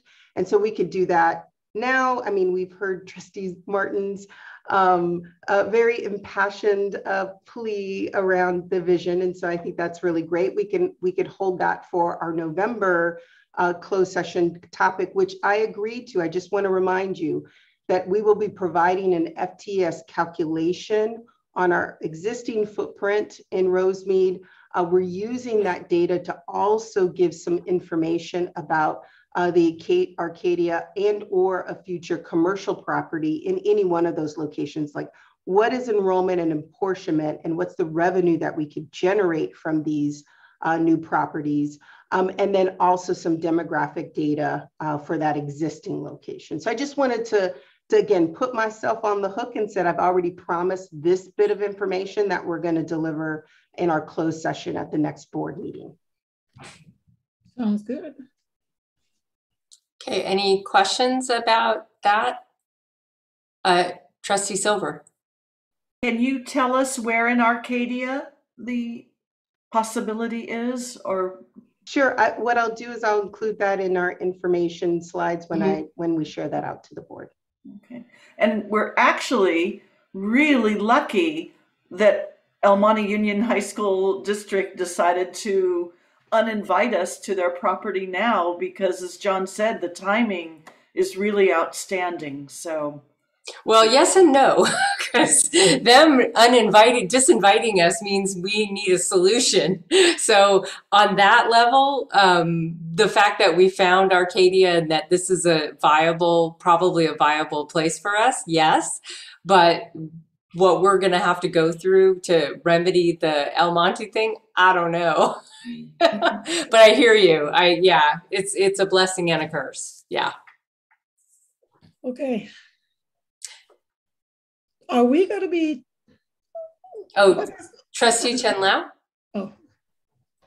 Yes, for the, so again, going back to the time. So we have about, 2 years to find a plan to get us out of Rosemead, right? So, and then if the bond passes, let's say in November 2022, I mean, how would that impact where are we going to go with Rosemead? I mean, we certainly can't build a building fast enough to get the students into a Rosemead site in 2023. What are the options that you're thinking just within that time frame? Let's go back here. I'll give you a quick rundown on that, Trustee Chen-Lau. So if we purchase land, the potential timeline would be fall of 2028. Purchase land and build, fall 2028. It'd be 5 years from our bond proceeds, from receiving our bond proceeds. So if we purchase land, we still have to find space in the interim. Yes. That's a yes. So Yeah. Our lease ends in El Monte July 30th of 2023. So if we purchased land and needed to build something custom to our needs, we could potentially open fall 2028.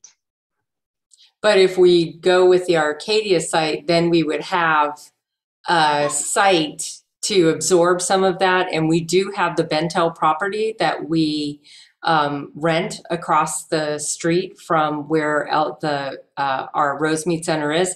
So we could figure out how that could be a transportation hub, so there are some ways that we can mitigate it. So we're looking at this both short-term and long-term. Sure. So that the Arcadia piece we could potentially be in and up and operational by fall of 2023 with little, missing pieces from our PCC Rosemead footprint. Yeah. If we were to do the purchase of commercial property, the potential timeline is spring 2026. So it's sort of staged, which is the short, medium, and long-term plans would be the short term, if we were able to find a facility that met our needs and we could do some rehabilitation on it, fall 2023.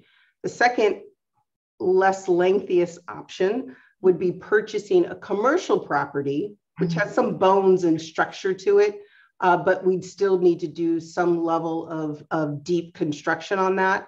We believe spring of 2026.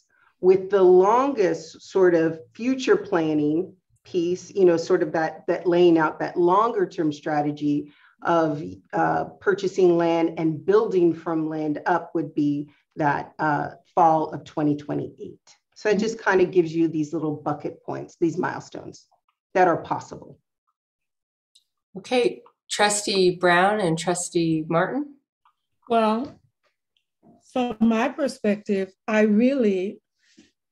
I'm hoping that we will not have a downtime for our students. Right. In continuity. So I am hoping that we put all the effort we can to meet the deadline as to what Rosemead has given us and have a place secure for the students to move into, because when we're talking about downtime, we're going to lose momentum, students are going to go elsewhere, and all this would be actually pretty useless as far as I'm concerned. So I think that should be our effort, to find a place where we could tell our students, okay, this will not be the location, but here is a location for you. That would be my 2 cents on that one. Trustee Martin. First, I just want to point out that the time it takes to get from PCC Rosemead to the potential PCC Arcadia is probably the same or greater than the time it would take to get from PCC Rosemead to PCC Colorado.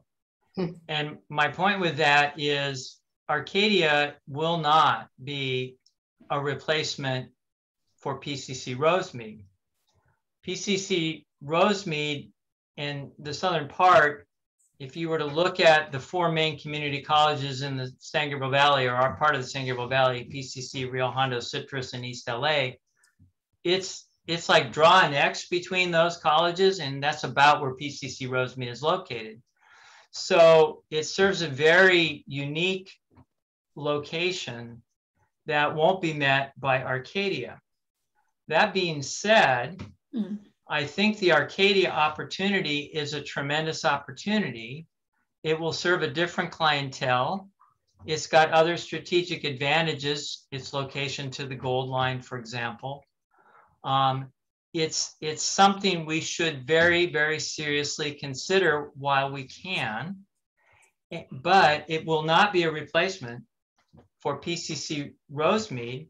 And I just would guess based on, I mean, there obviously would be some people that live in between and transition that way, but probably many of those that are going to Rosemead will end up at the main campus, East LA, Rio Hondo, or something like that. Which brings me to my point that I don't believe they have to be mutually exclusive. I think that the opportunity at a reasonable price to make a move on PCC, what we'll call Arcadia, is a good strategic move, but it won't replace Rosemead, and we need to, as indicated, continue to plan and look for the right opportunity, budget for the right opportunity, because the Rosemead piece is the DEI piece. The Rosemead piece is the one that fits in the center of the X for people in the San Gabriel Valley trying to get to community colleges, when we have learned through COVID that people want to be in person. Many people want to be in person. So my point is, they do not have to be mutually exclusive. And I think with the bond coming the way it is, it's critical that we think in terms of a greater vision of what we can do. Trustee Brown and Trustee Silver. So now I'm beginning to understand your vision, Trustee Martin. I thought you were advocating for Rosemead, but I did not really fully understand that you are advocating for 2 separate. Absolutely. 2 separate. And maybe even on top of Northwest, maybe even one more after that at some time. So what I would like to see, maybe to have other trustees from different area advocate to see what is it that they want. Again, like I said earlier, I'm not sure. Arcadia, you cover Arcadia at El Monte? Is that correct, Trustee Martin? No, I cover most of our. No, Tony has. So I would like to hear from Trustee Fellow and maybe Trustee Waugh, maybe Trustee Silver, maybe, you know what I mean? So I'm sure we probably would. So I think this is a discussion that we should have as a board, you know, to see what is it that the board wants to do. Not just one trustee advocating for everything. I think that's what we should do. Go ahead, Trustee. Okay, Trustee Silver and then Trustee Martin. that we get 2/3 of our students from out of district. And I sense that a lot of them, we got one time last year, I remember a document that said where they were from. And I think a lot are from the southern East LA, El Monte area that come up to PCC. So my question is, could we support 2 campuses? I feel that the southern area is where we draw many more right now than the eastern area. I may be wrong. So if we had an eastern campus, could we also support a southern? Well, I think that's a good question, and that's some of the information that Candace is gathering right now, because we really haven't taken the time to look at how many FTES did we generate at Rosemead over, let's say, the last 3 or 4 years, and take a look at what did we generate and what were the costs. And so we're doing that right now. Thank you. Yeah. Trustee Martin, Trustee Osterling, and then Trustee Waugh. And I'll be short. I believe I've been one of the strongest proponents for PCC Northwest. Throughout all of the discussion on Northwest, I felt it's exactly the right thing to do, even if it didn't pencil out in the math. Number one, it's a target student that we've been trying to reach. It's the people we want to reach. And again, because I can see a greater vision for PCC, have felt it was a critical piece, knowing very well nobody around me where I live is going to go to Northwest. And so I just want to be clear that obviously Rosemead's in my district, and obviously I've been working towards this goal for decades to get the campus that we've had. So that's obviously clear. But where my heart is on this vision and the importance of these satellites is shared equally for Northwest as it is for Southeast, and even as it is for an opportunity in Arcadia that may not be quite as strategically important, but there's an opportunity, and I think we should try to take advantage of it. Okay, Trustee Osterling, Trustee Waugh, and then Trustee Fellow. Thank you. I support the idea, the strategy of the satellite campuses. We have a large geographic area that our district is in, and the commute times and traffic. I know someday we're all going to be in autonomous vehicles, but I think that's further away than we think. The commute times to the Colorado campus are from the outer reaches of our district are a challenge to our students. So if we can bring PCC to our outer regions, I think that's very valuable. The campus itself, the main campus on Colorado Boulevard, as we talked about, is already a very dense campus, and we've just kind of talked through the issues and the costs of putting up expensive parking and the campus. So I think when we think about the satellites, I think it's awesome that we have the satellite that we do in Northwest Pasadena to reach out to that area. I think it's unfortunate that we're losing Rosemead and would like to replace that with something somewhere in that southeast area. But beyond that, I think the location of satellite campuses is partly opportunistic in terms of what facilities become available in the marketplace, like this Arcadia potential opportunity. And then the other factor is, again, where do our students come from? And that argues that we should try to find something in the southwest region of the district. So I'm in support of the overall strategy of these satellite campuses as the opportunities present themselves.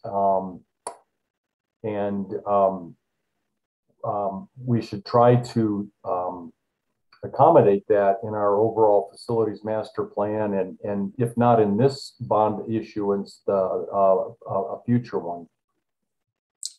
Trustee Waugh and then Trustee Fellow. Yeah, I do want to support what Trustee Brown said, and now Trustee Osterling. I think we have talked a lot about the satellites and how important they are, but I don't know that we have really strategically looked at this. I do think that we need to look at our populations. I believe even in the Rosemead campus, we saw a lot of students who didn't just come from Rosemead, they actually came from other areas. They came from East LA, they came from San Marino, so they came from Area 5. They also came from the Mount Sac area, as well as Rio Hondo's area. So I think it's important that we do look at that. I know that the Southwest quadrant, which is Area 5, has talked often about how they would love to see PCC put a satellite in. And we know that Alhambra is probably our highest out of district incoming student population. And Alhambra Unified has actually even asked us whether or not they can be annexed under Pasadena instead of going under LACCD. So there is strong support, and they are off of a transit line, and also a throughput pathway to Cal State LA. So I think that what would be helpful is, as we look at a satellite strategy, that we really look at some of the criteria that really are important. So take a look at student populations, but I think being next to a transit line is important, not having to spend a lot of money building out parking lots, and really investing in the classroom spaces for our students and the lab spaces for our students, and then giving them that nexus to that 4-year university that they might want to go to. Anyway, so I do support really having a more thoughtful, in-depth strategic view of how we build out a satellite overlay. Trustee Fellow. Yes, thank you. I just want to put my 2 cents in, because I've been a proponent of the Northwest campus. I've been a big supporter of other districts, but my district has a huge chunk of the PCC's population. I think it's 1/3 of the students come from Arcadia. I could be wrong, but there's a lot of benefits to Arcadia because of the student population going to PCC, but also you have a city council that would be 100% behind Pasadena City College. Many of them are graduates of PCC and speak very highly of it to me. And Arcadia needs a higher institution, college institution type of atmosphere. They don't have anything dealing with colleges in the city. And right now also too, is I think we would be able to form even a relationship with Keck Medical Center, which has taken over the Methodist Hospital, and a lot of the big buildings going up in Arcadia in that area have been taken over by Keck. And so I think there's a lot of advantages, but I'm now focusing now on Arcadia, and will continue to advocate for the satellite campus. Thank you. Okay. All right, so noted, all of that. And then some. And then some. So before, our agenda is pretty complete, but right? Well, we have to vote. We have one item to vote. We have an action item that Candace can and Richard can talk to you about. Okay, let's do that, because before we dismiss, I think we had some were we going to talk about the redistricting at all? No, the redistricting is going to be on the November board agenda. Okay. We can't talk about it right now. It's not on the agenda. It will be on the board agenda. And when I meet with, I think you'll be gone on Monday. Is that correct? I will. Okay. So I'll be meeting with Trustee Silver and Trustee Waugh for the pre-board meeting. We will talk about how that will go on the agenda. But we can't talk about it now. Okay, cool. Okay, so Candace, take it away. We're moving to C, action item recommended for approval. So we have a consent item that we would like to reject all of the bids. There were 5 bids for our construction portion of the Serafian project. we would like to reject those bids so we could make some adjustments to the RFP and then rebid with those 5 pre-qualified bidders. So it's not like starting the process over again. It's making some adjustments on some language in our RFP, allowing those pre-qualified bidders to bid again, and then coming back and then working through an award process in our January board meeting. I'll make a motion. Wait. Okay. Okay. Do we have votes? Raise your hand. Well, wait a minute. Trustee Silver has her hand up. Oh, okay. So Wait, I just want to know what went wrong. What are we changing? What do we need that we didn't get? So there was some language in a substitution clause in the RFP that had the second lowest bidder protest the lowest bidder. And the difference between the 2 bids is about $1.5 million.